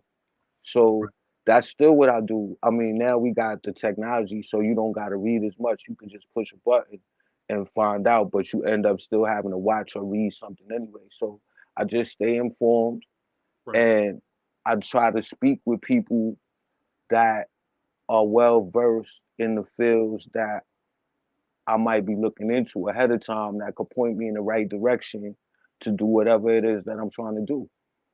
I Okay. mean, that's just the basic, I don't have no special techniques. Like if I need to know something, I go to where it's at. Right. I go to where it's at. Like if I want to work out, I don't need no special tools. I go to the park and hit the pull up bar. Or, you get your dumbbells out and I don't use nothing special to do what I do. Anything I do, I just use my brains. That's like me and you had a conversation before. I told you everything comes from a man mind. Yeah. And you just got to use your body to make it a reality. So if you know that, you just got to get that knowledge of whatever you want to do and then apply it. And you can make whatever you want. You got people making spaceships, flying out of space, doing all kinds of stuff. Yeah. Like you Yeah. can't say that you don't know how to do it because you just ain't learn how to do. You can figure all of these things out. You got people, they get a couple $1 million and they build their rocket ships. You got Yeah. black people that's getting a couple $1 million and they going to buy the whole Gucci store.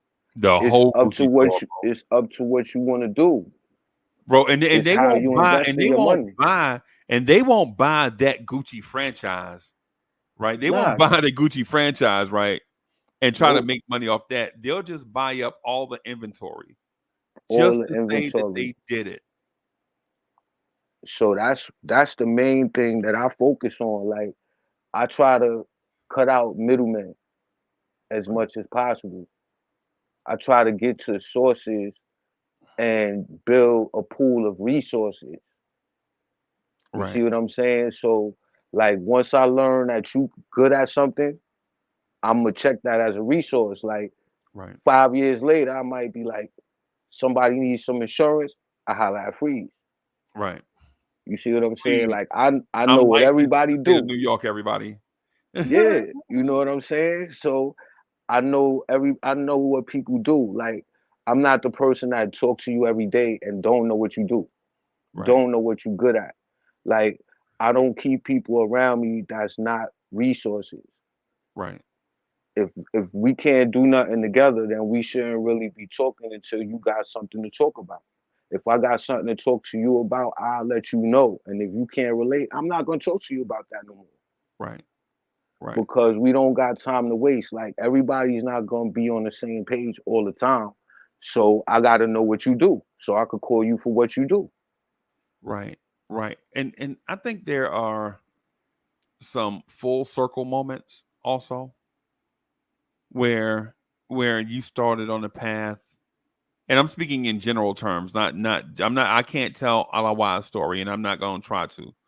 For one, that ain't me, and two, why do it when you can hear it, the sources right here. So I'm just gonna say this in general terms. I think as we get older, a lot of things come full circle. A lot of the challenges that we faced as an adolescent,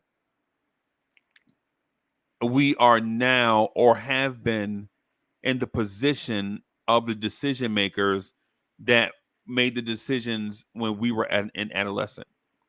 Like when my pops was making the decision on what schools and all that stuff, and he was talking all loud and shit. I bobbed the whole school, motherfucker. All of that, you know what I'm saying? And then find out I still couldn't go. Right now, as an older person, I've been in those moments where, my son got accepted to Clemson's engineering program, and we had to figure out a way to pay for it. So what we did was, instead of me going up there saying I bopped the whole damn Clemson.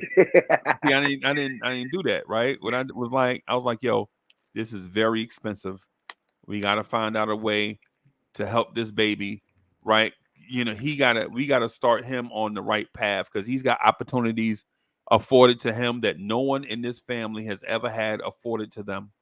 Yeah, And you gotta make it happen. instead of telling him no, he can't go, we'll all struggle through it until he finished. Yep. Right? We'll all struggle through it. Right? Learn it. We found out in enough time. And so the lesson that I learned as an adolescent, I carried that as an adult, not saying that my path could be corrected, but to prevent my seeds from experiencing the same heartache and failure. But see, you gotta realize though, Freeze, that's you. Right, That's your seed is you. right, So right, you kind of are doing it over for yourself. right, right, You see what I mean? Like you just when you have babies, you just projecting yourself into the future. right. Okay. So when you doing it, it's like you doing it for you. Like people don't understand that. A lot of times people don't understand. Mostly men though, because women carry children, but most men don't realize that that's they self all over again. Right, right, They don't feel like women have that so-called maternal instinct, but right, men don't have that extra paternal instinct. right. Like unless We have your a work child look instinct. exactly like you. Yeah. But that's really what it is. It's just you all over again. Like But I if learned you from that moment too, though. oh So yeah, you should. yeah, I learned. So there was a takeaway. Like I learned something from that moment. And while my son could never experience it, even if I tell him, right, I have to Right. tell him, or I told him like, hey man, listen, you may not understand what it is, but trust me, right? And then my sons, when they go forward, they'll understand this lesson. And so when it comes to their turn being in the same situation, they'll be better equipped to handle these situations so it won't be a generational setback. Right. Right. And that's why and that's the reason why you had to go through that. You remember when I told you that certain things happen in a stitch of time? Yep. That's what I'm getting at. And just to wrap up the Born Supreme thing, the reason why I bring up his name all the time is because Born Supreme never grew up to be a man, right? When I was 12 years old, I saw Born Supreme get shot in the face and killed right in front of my door, Mm. right? But what happened was he before that moment, and mind you, I'm 12, my little brother is 9. We're standing there looking the people in the face that just did it. The dude that did it looked at us, waved the gun at us like, y'all go ahead. Smoked a cigarette, bro, finished his cigarette, threw a cigarette on the ground, got in the car, and just took off. And left. And we looking at Born Supreme on the ground like, yo. And this will tell you how oblivious we were to violence, right? We saw him get shot in the face. He was dying on the concrete, and we were like, yo, they just shot Born Supreme, son. Yo, Hmm. my man right there. And that man laid there on that thing and died. His body stayed there for like 2 hours until the Yep. ambulance came. And I see shit like that too. That's crazy. I we remember my was, man got killed right there on the block, yep, and his son was coming from school. His son was like maybe 4 or 5 years old, coming from school. They had to grab his son, get him out of there. They had his body right there on the sidewalk for like on the two sidewalk, hours. bro. They ain't cover his face, nothing. They just had him right Nothing. there for 2 hours. Yep. Until the ambulance came and got him. Yep. Yep, We was that's sitting there. crazy. We was sitting there the whole time waiting. People calling ambulance over and over and over again. And they're like, we know, we on the way. We know.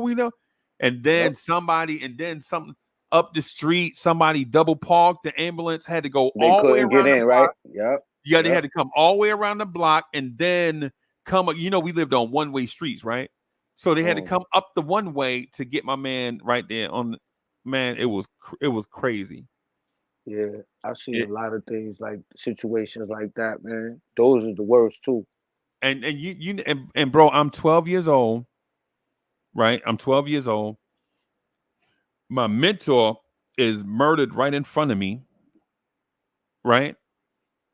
And then my mom, and my mother, and my grandmother, they came down. They was like, they ain't came and got him yet. Y'all get in the house, Hmm. right? So we go in the house, and they get on the like. My grandmother go upstairs. She don't say nothing to us. My mother go get on the phone. She young. Remember, she's still young, so she like you know get on the phone. They out here shooting and stuff, and that boy done got hit, right? And nobody talked to us about grieving or nothing. Like they ain't even recognize he was even your friend like that. Right. And they They didn't looked even at it like he just was a dude that got shot in front of the house. right. Yeah, and they didn't even think about that the kids just got scarred for life. Hmm. The kids just got scarred for life. I'll never forget. That was 1980.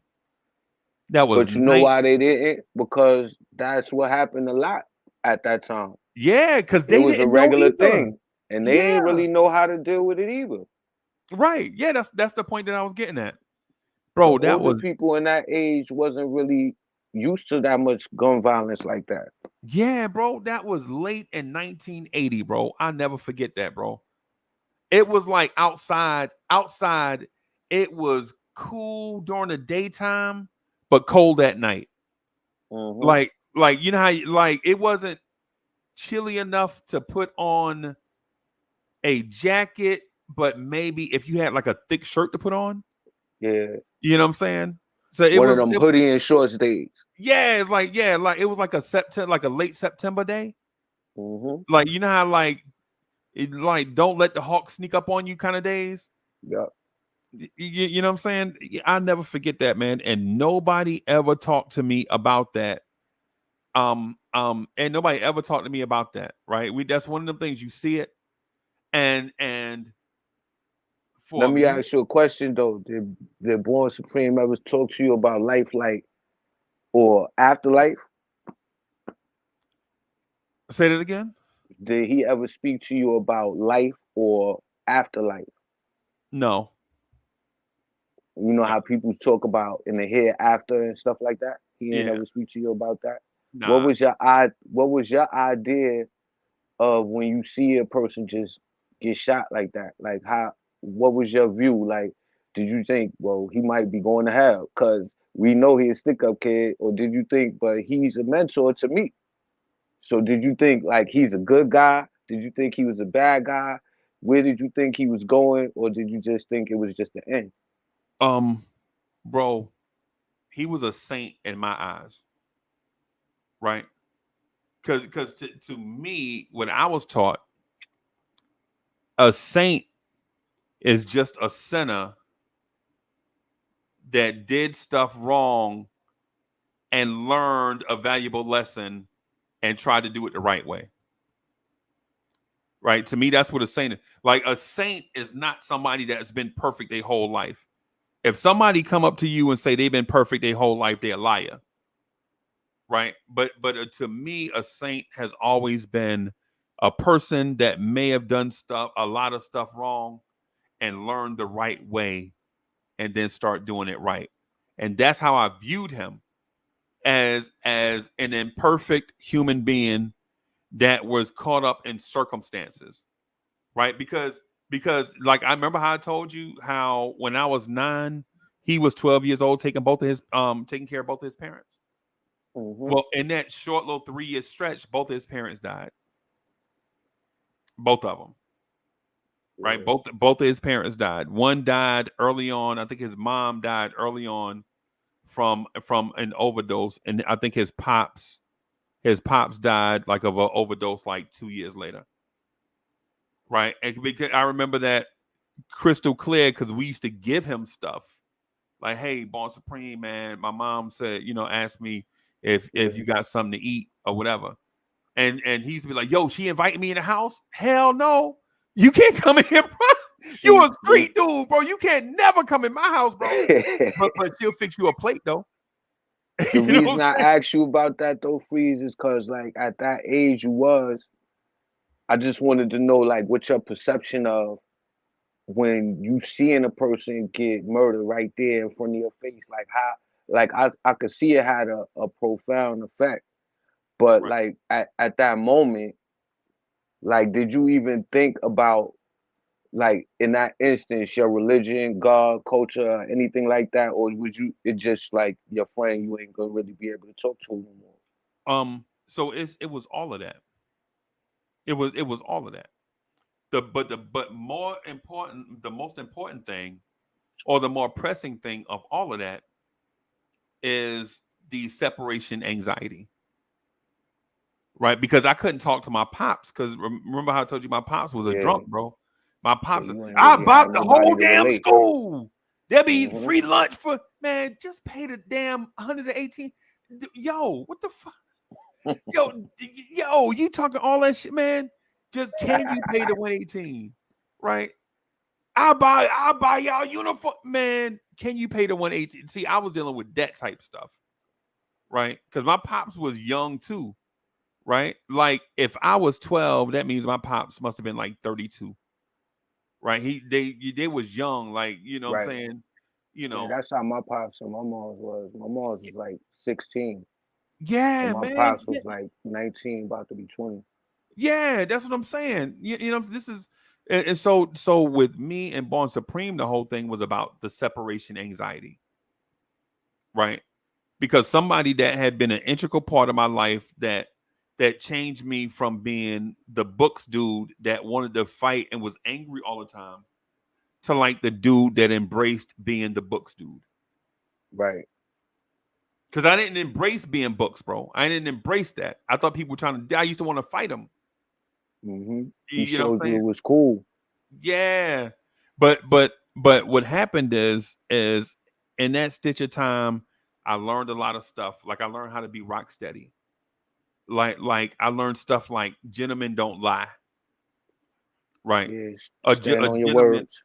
yeah, yo, a gentleman ain't gonna lie, bro.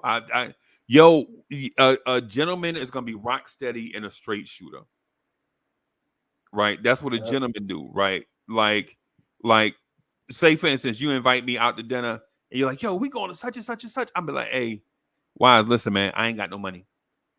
Yeah, And up front. yeah, and you'll be like, well, I ain't asked you for no money. And like, bro, I'm just telling you because I just don't want that to be weird. You know Yep. what I'm saying? You know, Yep. Get everything out in the open. That's how it's supposed to be, so you could keep a good relationship and a good conscience. you're right, right. Cowboy style, bro. Just be a Yeah, no straight shooter. cut. Yeah, yeah, No cut. yeah. I That's how think, you gotta be. That's one of the most, to me, that was a real lesson. That was the main, you gotta be a truth teller. yeah, Because if you're not gonna be able to attract people. Nobody gonna believe nothing you got to say in the first place. right, You can't help people when you lie all the time. It just right, don't even make sense. It don't go together. So you gotta learn how to be upfront and open with yourself, right, and then you can make a difference. But if you right, just talking crazy, like it always gonna your house of cards gonna fall on you. right. It's gonna fall on you. Right, So especially when you telling war stories. Like, yo, man, I just left the subway, man. I was fighting, man. They jumped out, bro. I did this, you know what I'm saying? I hit the one dude and broke the other dude's leg. Like, you telling war stories, bro? Nah, bro.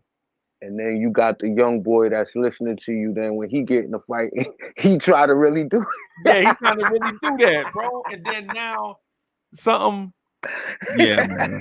Yeah, man. Yeah, man. So, it. man, I hate that we gotta wrap this up, bro. Yo, it's funny because we ain't really even get into all I thought we was gonna get into, but it's cool. We do it another time. The Bro, time but was mad that's what I fast. that's what I was trying to tell you in the beginning before we went live. I was trying to tell you that well, for one, let me clarify. Just because we did this don't mean we can't ever do it again, Yeah, we right? do it Do we again. just hope it won't be 8 months, right? Nah.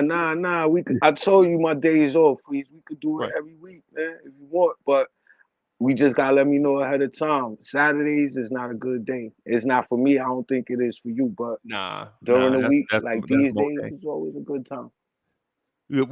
But that's what I was telling before we got started. I was going to tell you, or trying to relay the fact that we can just talk about certain things and the conversation just go where it goes. because that's cool. in genuine conversations, you don't have to have a target point. You could just start on the path and just go where the path take you. I ain't So mad at you. You know, you always have a good conversation for me anyway, so it was all good. yeah, man. Yeah, man. I appreciate you coming through, bro. All the time, whenever. You know that. Maybe we can get Quiet Money up here one day. What you think? Yeah, quiet. You know that's the bro. I seen him in the chat earlier. He said he was gonna jump in. I was waiting to see who was gonna pop up, but we kept it exclusive this time, QM.